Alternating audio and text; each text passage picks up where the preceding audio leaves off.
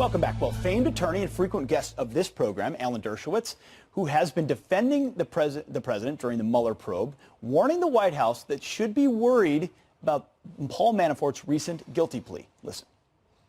Potentially, it opens up lots of doors that probably haven't been opened before. I think from the point of view of Mueller, this is a big win. This is a big gain because he gets access to somebody.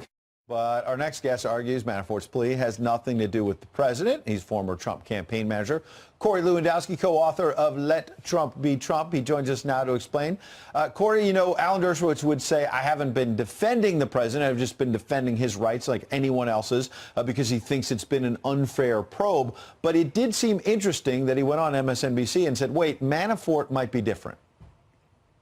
Well, Ed, I'll tell you, I was there when Paul Manafort was at the campaign. The crimes that he has been accused and now convicted of all took place a dozen years prior to him coming to the campaign for that brief period. So, look, Paul didn't pay his taxes. Paul had foreign bank accounts. Paul didn't register as a foreign agent when he was doing work for companies and countries and individuals overseas. That has nothing to do with Donald Trump. And all look, true. This wasn't just Paul Manafort. Right, all true, pardon me, but I think what Alan Dershowitz and others are suggesting, and they could be wrong, and that's why we're having you on to get all sides here, is that, yes, the crimes are old, but does he flip now and say something about the 2016 campaign, say about the Trump Tower meeting?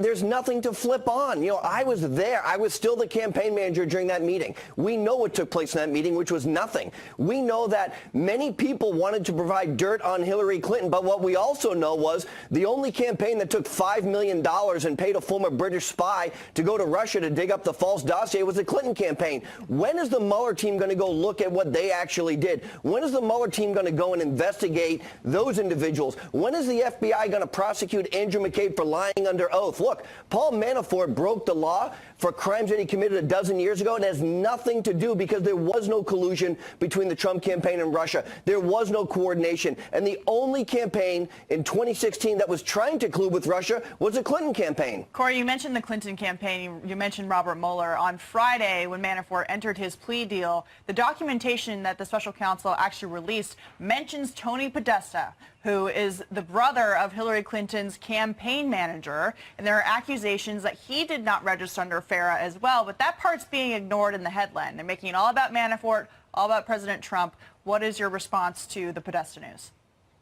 Well, and it's not just Tony Podesta. You're exactly right, Katie. It's also the former White House counsel in the Obama administration who's part of this. But that doesn't sell newspapers. That's not the headlines that the left wants to talk about. They want to go after Paul Manafort, but look at the individuals Paul was doing business with. It's Tony Podesta. It's the former White House counsel. Where is that story? When do those individuals get brought into this? They were also, looks like, acting as foreign agents and forgot or chose not to register. Where's the accountability there? Look, it's more fake news, and Paul's now been held accountable and is going to go to jail, but it has to be fair across the board. So let's have that fairness happen. Corey, we've got 30 seconds, but we're going to try to shift gears quickly. The president tweeting yesterday he's disappointed with Republican leadership and their unwillingness to fund a border wall. There's a potential showdown in October over the budget. Should the president threaten or actually shut the government down if he doesn't get funding for the wall?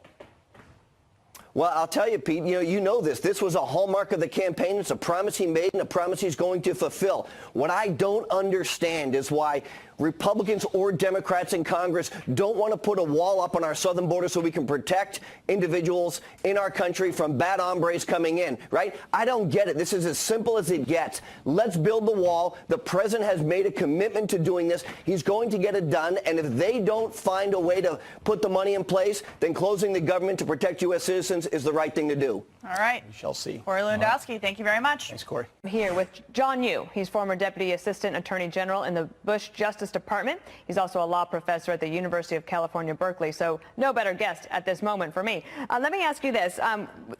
Peter was just talking about what the Senate Judiciary should do. What do you think it should do? I also, in my resume, had once been the general counsel of the Senate Judiciary Committee, and there's a standard process to follow here.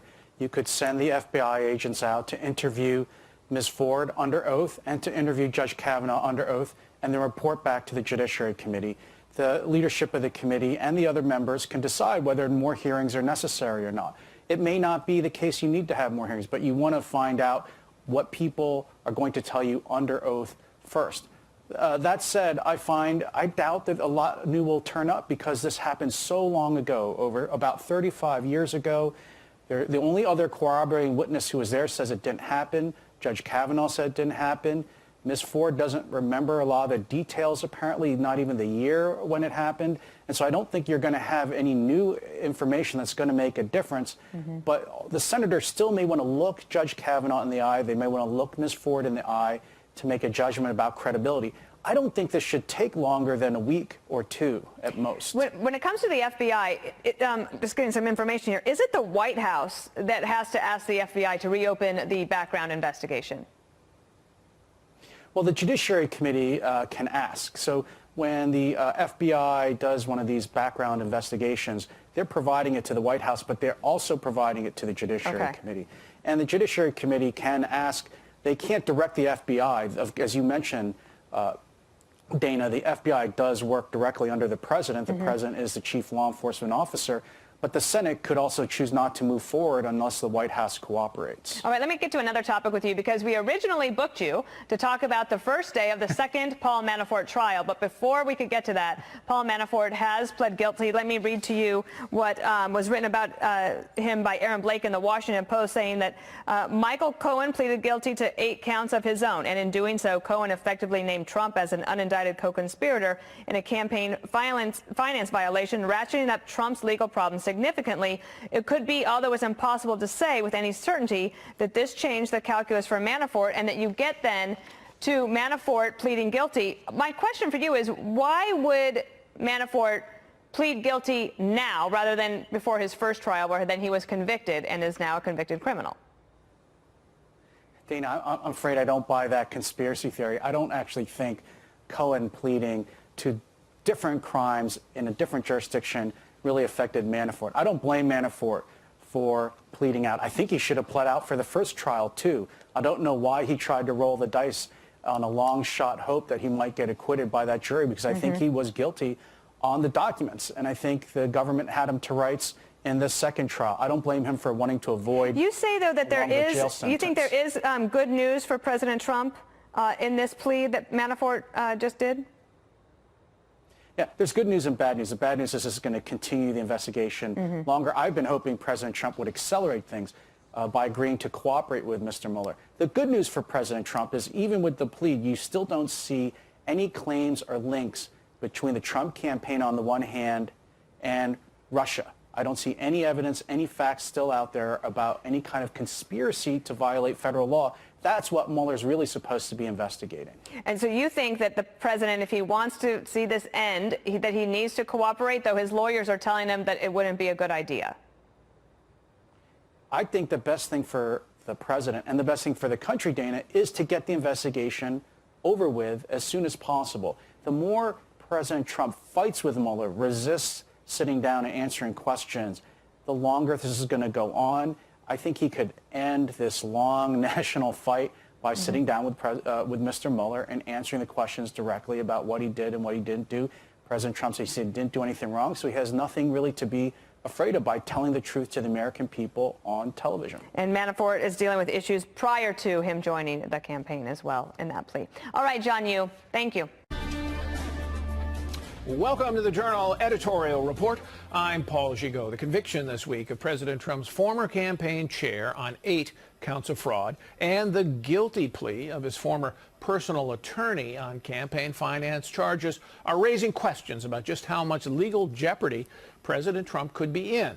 The president's biggest vulnerability appears to be whether payments made by longtime lawyer and fixer Michael Cohen to silence 2 women claiming to have had affairs with Mr. Trump amount to illegal campaign contributions. In an interview on Fox Thursday, the president responded to questions about the hush payments by insisting that they were not a campaign violation. They didn't come out of the campaign. They came from me, and I tweeted about it. You know, I don't know if you know, but I tweeted about the payments. But they didn't come out of campaign. In fact, my first question when I heard about it was, did they come out of the campaign? Because that could be a little dicey. and they didn't come out of the campaign, and that's big. But they weren't. It's not even a campaign violation. Michael Mukasey is the former Attorney General of the United States. He served for 18 years as a U.S. District Court judge for the Southern District of New York. Judge Mukasey, welcome back. Great to see you again. How much peril, legal peril now, not political, legal peril is the president in from Michael Cohen's plea deal? Very little, I think. If you're talking about the four corners of the violation that Michael Cohen pleaded guilty to. In fact, there is a good case, I think, to be made out that even on the facts that Michael Cohen disclosed in court, he would have a good defense if he wanted to fight the charge.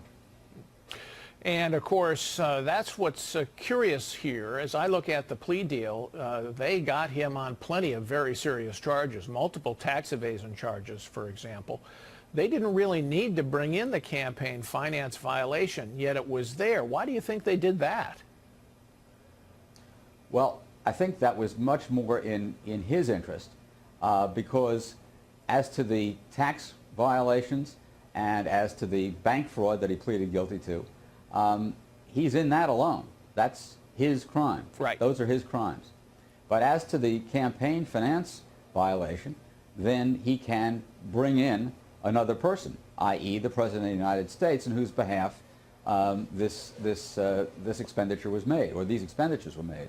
And so, in a sense, he has more of an interest in pleading guilty to something that may not be a crime, so that he can get leniency in connection with the crimes to which he did plead guilty and which are crimes.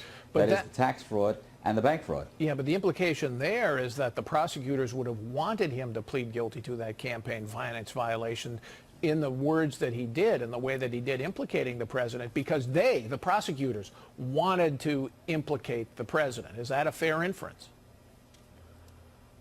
I guess it's a fair inference. That allocution, I'm sure, was negotiated, and yet the statute, which is what all this depends on, right, says that the contribution has to be made for the purpose of furthering the election of a campaign, of a candidate for federal office. And there is case law to the effect that if an expenditure is made, even during a campaign, in a way that's helpful to a candidate, for example, a sponsorship of a senior citizens function by a candidate for public office who doesn't have a very good record with senior citizens, right. that was found not to be a violation of the statute because there was an ancillary benefit to it. It helped the senior citizens, and it was generally a civic good. So here, there was protection, obviously, for Donald Trump's reputation, and the contribution, of course, didn't go to the campaign. It went to the two women. Right. So if the president is accurate that this didn't go through this was for the purpose of didn't go through was from him, wasn't through any corporate entity, and was for another purpose other than influencing the campaign, even if it helped the campaign, then there's no violation under normal interpretations of the law. That's my view. Okay. And I think that's the view of the governing case law. Right. Now, mostly these campaign finance violations, in my experience, and it's not as detailed as yours with the law, but as I've observed these cases, they're mostly handled administratively with fines or something like that. Is that your understanding? Right. Yeah. Okay. Correct. So very rarely are they ever charged as criminal felonies. So if that's very rarely. Okay. So if that's the case. Well, let's step back a second.